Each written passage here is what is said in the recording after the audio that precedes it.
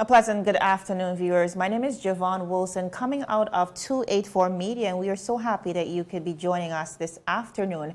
Now, we do know that the British Virgin Islands is now experiencing its worst outbreak since the advent of the coronavirus pandemic, with now 821 cases now recorded in a matter of just about a week. We do see the hysteria continuing in the community. Of course, as health experts try to get the public's cooperation in slowing the curve. We also see them in a final push as well to get residents vaccinated amidst the surge. But we also see a significant amount of vaccinated persons contracting the virus.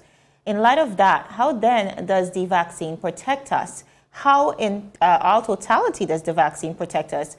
And finally, viewers, we are looking at recent precedents, businesses in a desperate state, forcing employees to take the vaccine or risk losing their jobs. Now, viewers, some very heavy matters for us to get into with today's guest, who is not only a former legislator, but also a medical practitioner, and of course, well-versed on the COVID-19 pandemic and the vaccine. My guest is no other than Dr. Kedrick Pickering, and we're going to be speaking with him on these and so much more when 284 Media returns. So stick with us.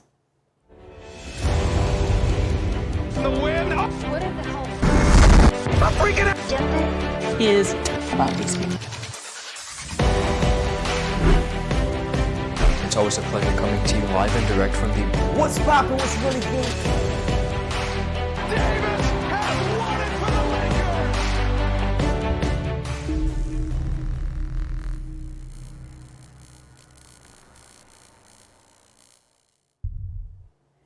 Viewers, welcome back to 284 Media. Now, as promised, a very important conversation with a very capable guest, the one and only Dr. Kedrick Pickering, former legislator as well as medical practitioner. Now, Dr. Kedrick Pickering, I do know that you continue to lend voice to the conversation of this pandemic, not only from a medical perspective, but also as a concerned BV Islander who wants the best for this territory. So I want to thank you so much for making time to sit with us.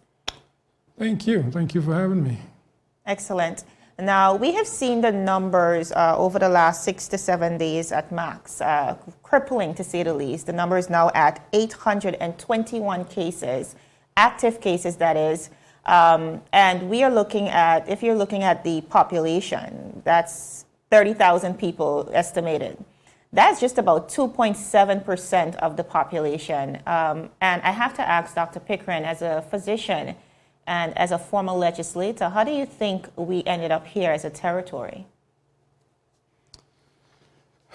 Just have to take a deep breath and just say that I wish we didn't have to be in this position. We could have avoided this. Mm-hmm. It's just sad that we did not. And we are where we are right now, and we're in a difficult place, very difficult place. Yes. You said we could have avoided it. Can you expand on that a bit more? Where did we fail? We failed because whatever reason or reasons, we did not take the opportunity to get vaccinated. You only have to look at what is happening in the United Kingdom, what is happening in the United States, where Cayman Islands, Bermuda, and to a lesser extent, maybe TCI, where they are in terms of their vaccination program and the number of cases that they are now experiencing. I mean, the United Kingdom has just announced that from the 19th of July, they're going to relax all COVID restrictions. That tells you that they're comfortable where they are in terms of their vaccination program, and they're expecting to be at what has been termed as herd immunity in the not too distant future. The United States have indicated that 60-something% of the adult population in the US have now been fully vaccinated. Up to 80-some% have had at least one shot.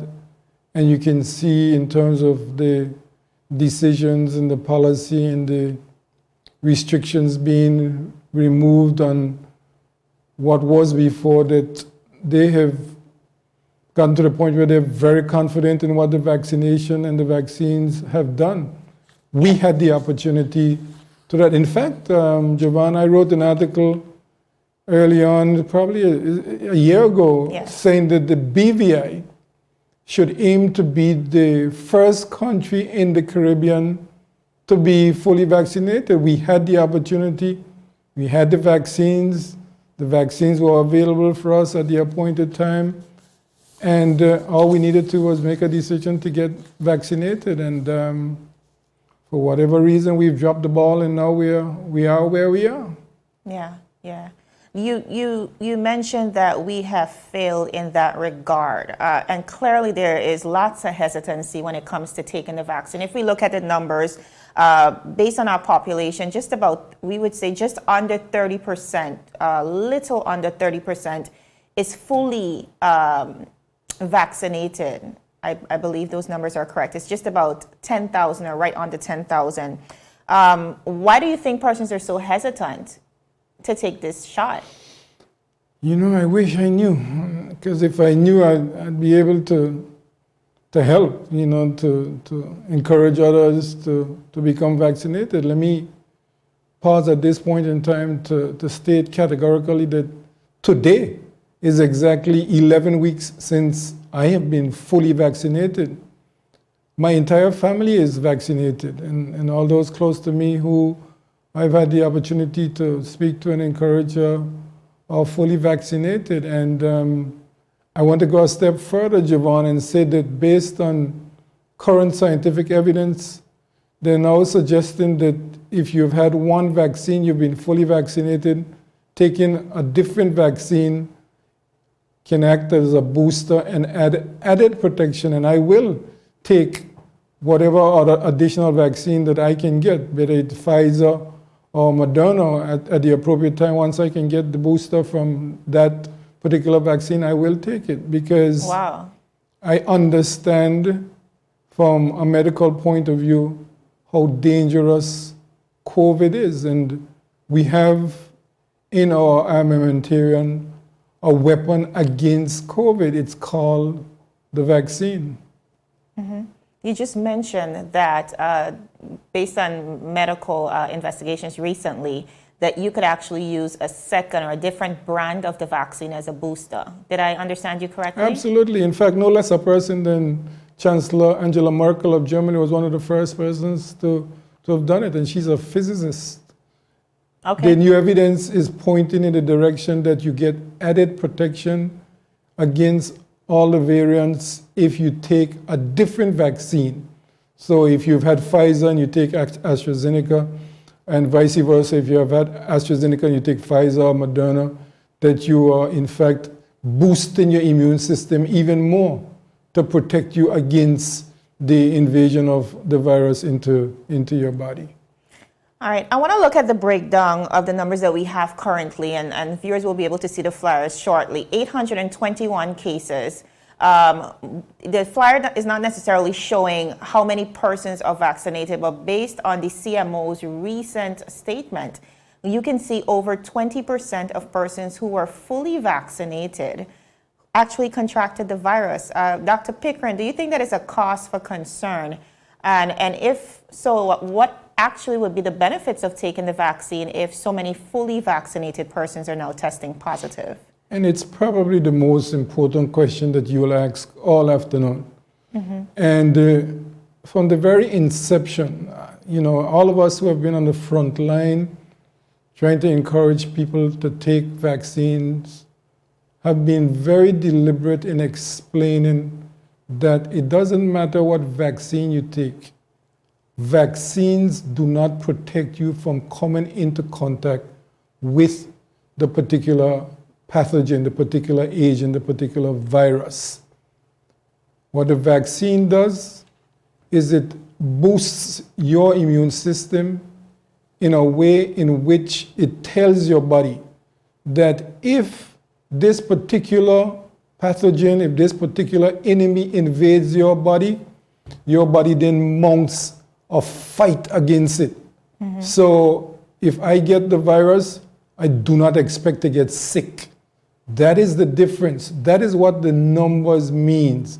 That if you are vaccinated, 90-something% and upwards of persons who have been fully vaccinated can expect not to get sick. And even if you get sick, you will just have mild infection. After all, it is important to emphasize the point that the key to this particular situation is we are trying to prevent people from getting sick.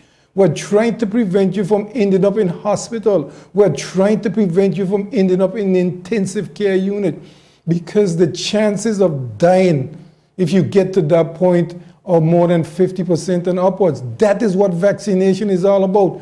Vaccines and vaccination has never been designed to stop you from coming into contact with it. Nobody can stop that. The virus is free floating, but the vaccines provide for your body a warning system that tells your body that if this robber, if this invader enters into your territory, which is your body, fight it off and fight to the death. That's what vaccination does. That is the point that we want to emphasize to get you to understand, so that if you are fully vaccinated, you do not expect to end up in hospital. You certainly do not expect to end up in the intensive care unit. Speaking about the resources that we have available, I hear the sentiment of not wanting to exhaust our medical resources, what we have available to us right now, which in all actuality isn't a lot. But at 821 cases, and viewers, you'll be able to see that video shortly, we see tents being set up at the multi-purpose sports complex. And we're hearing that will be to house persons who are infected with the virus. Do you think this really speaks to the extent that we are at as a territory? And, how can persons help in their individual responsibilities to slow that curve? The fundamental issues have not changed. Wear your mask, social distancing, wash your hands frequently. If you are someone who have been exposed, know or think, you try your best to isolate as much as possible, so that if you have been in contact with the virus, you limit your ability to spread it to other persons. It is extremely important to emphasize wearing your mask, social distancing, washing your hands frequently. Those are the things that have worked. In fact, the BVI population as a whole need to be congratulated in the way we conducted ourselves initially, when the entire population heeded the government's plea, when we had the initial lockdown, etc., etc. Recently we had the public health expert from the United Kingdom here, and I heard him say on the radio, when he was being interviewed on the radio, that the BVI should not take anything for granted. Yeah. He said that, he emphasized that the game is not over, that we should continue to do all the things that we had done to prevent us from getting to this point. We let our guard down. We let our guard down. And we have seen clearly, even with this transmission, yes, we've had cases in the past, but this seems to be a lot more aggressive. The CMO, the Chief Medical Officer, Dr. Ronald Georges, has indicated that it might be the Delta variant. And does this variant, I know it's a lot more transmissible, but is it any more dangerous than the variants we've seen in the past? And do you share the same opinion that that variant might be present in our territory? Absolutely. Dr. Georges is an epidemiologist. He's an expert. He knows what he's speaking about.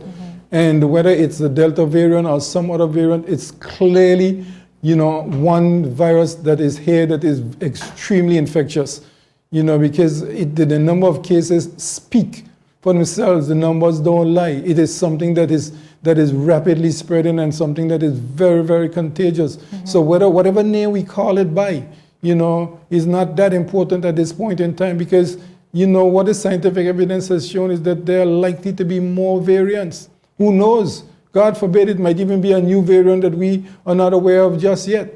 And it just begs the question and pleads and asks us to do what we can do at this point in time to help prevent the spread. And of course, I have to put in a plea. if you're not vaccinated, if you're not fully vaccinated, please. It is for the protection of yourself, but also for the protection of others that you may come in contact with who themselves may not be noteworthy of paying attention to all that is going on around us. We are in a difficult situation right now, and it is important that all of us pay attention and do the best we can to help stop the spread of this virus at this point in time. Yes, yes.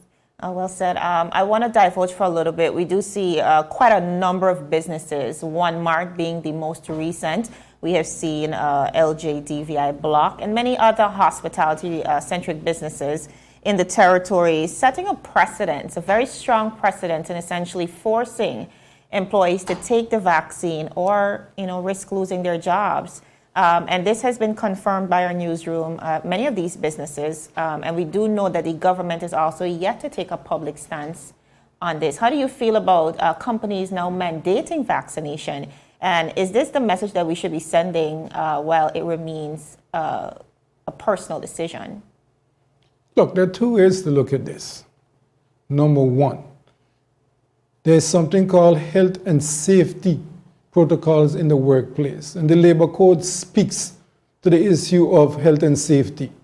If you go on a construction site and the construction site mandates that you must wear a helmet and you don't want to wear your helmet, nobody has any obligation to keep you on the job site because you are not adhering to the rules and regulation of the particular employment state. If you go to the airport and you see somebody who's supposed to be working at the airport and they don't have on their covering that shows that they are not only an employee, but it is for their protection and the protection of others that they can be seen from a distance. It is extremely important because it is a warning, it is a hazard against what may or may not occur. You have to do it. If you don't do it, you could be fired summarily in those situations. The police officers who have to wear guns, they have a protocol that they have to abide. When they're finished with their weapons, they have to store it in a way, otherwise they lose their job. So the situation that we are in right now is no different. It has to do with health and safety in the workplace. And so every employer has to protect its employees, and the workplace has to be safe for those employees and the customers that may visit that particular station. So if the employer does not do that, they themselves are putting themselves at risk of other problems if they don't protect everyone in that context. So in the present situation in which we are in, where employers are making the decision that if you don't want to be vaccinated, then it's difficult for us to keep you, they are within their own rights to do exactly that. What about persons who says this is a direct infringement on their personal rights? And also, I want you to comment on whether government should take a public stance on this. Do you think a cohesive message should be sent out that says these are, the rules that we're sticking by based on what's going on with this pandemic? Should that be a cohesive, comprehensive message being sent out? Because I feel lots of persons are duly conflicted by what you just mentioned about the labor code and comparing that to the fact that it is still illegal to mandate someone to take the vaccine. I'm not so sure you're correct when you say it's illegal to manage your workplace. Let's not get confused. Well, I was making reference to the Constitution. No. We're confusing two issues. Let's be careful. The employer cannot mandate that you take a vaccine. They cannot do that. The employer is saying, if you want to work here, then these are the rules and regulations of the workplace. If you go to work in the bank, and the bank says you need to wear a necktie to work, you need to dress a certain way. If you don't want to adhere to that, you don't have to adhere to it. You just don't end up working in that establishment. That's exactly what the principle is. The principle is that, look, these are the rules and regulations of this workplace. If you don't want to adhere to them, I don't have a problem with you not adhering to them, but I'm within my right not to employ you. Let us understand that and be clear that nobody can mandate anybody to take the vaccine. That is not possible at all. And the other question that you asked with respect to whether government cannot take make such a policy. You know, there are just too many additional issues that have to be. The government has to protect its own employees. And so the government moved out of the administration complex because there were some health-related issues. They have to protect their employees, so they moved them out to a safer place. And so it is no different when an employer says that these are the rules and regulations of the workplace, and therefore we want you to understand that we are protecting you and protecting others as well. And you adhere to it. If you don't want to adhere, you are within your constitutional right not to adhere, but we won't be able to keep you as an employee on this establishment. Wow. I do know just around this time last year, more around August or so, we had a lockdown with just 25 cases. Do you think a lockdown is now imminent at 821? And the number is climbing. We're looking at two completely different issues, and I'm glad you asked that question. The lockdown was to try to keep out the virus. Let me emphasize that. The lockdown was to keep out the virus. By closing your borders, you are basically eliminating the virus from getting in, and by isolating those who had the virus, you are basically saying this is the way, because the virus has to have a host. It has to be able to live somewhere, and if you have it, it will eventually burn itself out or your body will recover. You're in a completely different situation now. You're having local spread. So there's nothing to keep out because the virus is here. The way we are going to have to face this is for each and every one of us doing what is individually responsible, which is doing our best, wear our masks, wash our hands, socially distance. Those are the things that are going to work. And if you have not been vaccinated, do your best, please, and get vaccinated, because then we can ultimately get rid of the virus once and for all.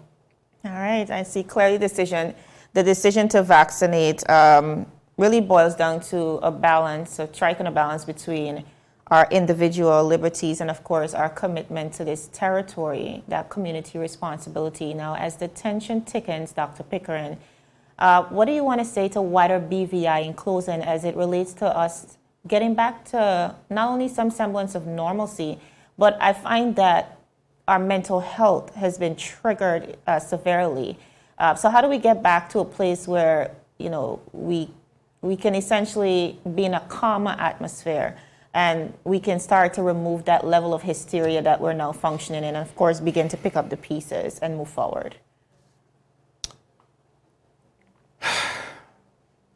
I find it hard to say it, and I don't want to say it, but I have to say it, that we brought it upon ourselves. You know, I mean, we didn't have to be here where we are. You know, Javon, I don't want to sound like a preacher, but it was no different than when Noah was building the ark, you know, and people ridiculed him and they had all manner of things to say about him until. Right. You know, until. Unfortunately, Javon, we have arrived at the position where, you know, we are until. We have arrived at a place where we are in fully, you know, in the throes of danger. There's no easy getting out of it. The government can't do this on its own, and no amount of blaming the government is going to help us. Each one of us have got to do our part to make this situation work. It ain't gonna work by some of us just grumbling and complaining, and all of us have to take individual responsibility, and therefore collectively we're going to benefit. Otherwise, all of us in trouble. All of us are going to suffer. The virus is here, it's not going anywhere. It is for us to clamp down on it by doing the responsible thing. Wear your mask, socially distance and isolate if it's necessary. Wash your hands frequently, and please get vaccinated. You know, there's no magic bullet to it. Those are the things that we have to do. Let us understand that we are where we are, and we've got to do, not one, not two, all of us have got to do our part. For God's sake, beg and plead of us. Otherwise, I can't emphasize enough the dangers that lie ahead if we don't do what is necessary to stop the spread of the virus. Please do what is necessary. Do your part individually, and then we will all be the beneficiaries. Otherwise, we're all going to be in a long, long, dark night trying to get from where we are.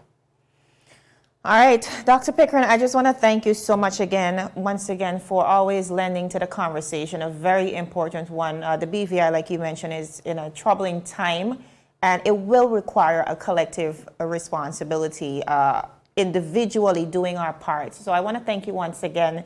And of course, I look forward to continuing the conversation here on this pandemic and our way forward. Thank you. Thank you for having me. All right, viewers, that was Dr. Kedrick Pickering, former legislator as well as medical practitioner right here in the BVI. Of course, speaking to the recent spike and what we should be concerned about, but also a very passionate plea for wider BVI to get vaccinated while the opportunity still exists, so that we could continue to slow the curve of COVID-19 here in the territory. Our hearts and prayers are with persons who are infected with the virus. On behalf of 284 Media, we'd like to wish you a speedy recovery, and for anyone who has a person who has lost their life to this virus or in their death may have been related to this virus, we do offer our sincere condolences to the family and friends of those persons. Until then, this evening at 6 p.m., that is, my name is Javon Wilson, and I look forward to sharing the newscast with my colleague Kamal Haynes and I with you and wider BVI. Thank you so much for joining us.